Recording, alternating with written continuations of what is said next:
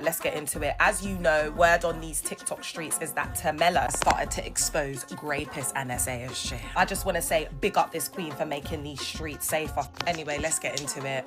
Steps has been accused of raping and essaying some young girls. Several girls have come forward to say that Steps either coerced them or tried to force them. Just want to say this video has been so hard for me. Heart goes out to all the victims. There's so much preds and rapists in the church setting. But the accounts are absolutely disgusting and my heart goes out to them. Steps, a 17-year-old girl. I think the saddest part about this account was when she had to go to her friend and her friend broke down that Steps had coerced her and raped her. My heart absolutely breaks for this victim. And please, if you do want to come and speak to me, you can message me at any time, okay?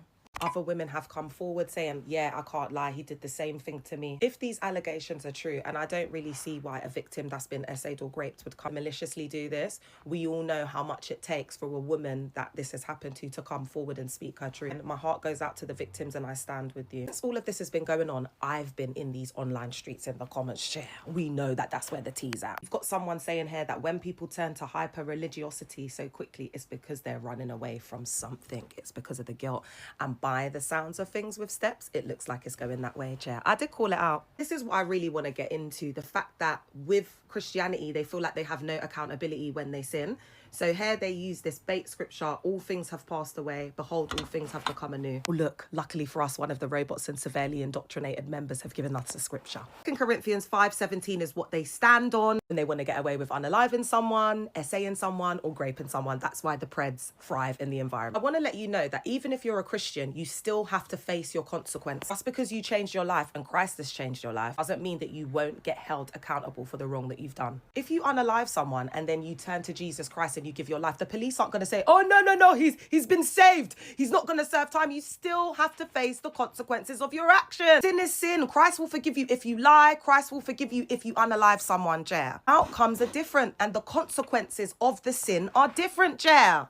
It doesn't make you exempt from having to do time. You can be forgiven, but not go unpunished. Not run away from your past. If you rape someone or you unalive someone before you turn to Christ, it's not like, oh, all things have passed away. Oh, no. You have to go and sit in the cell and do that time, Chair. I want to say, if he did commit these heinous acts, he seems very unrepentant if he did it. Don't you think that these women are owed an apology? Don't you think these women should get justice? You've altered someone's life through a traumatic experience. People handle trauma and rape and essay really differently.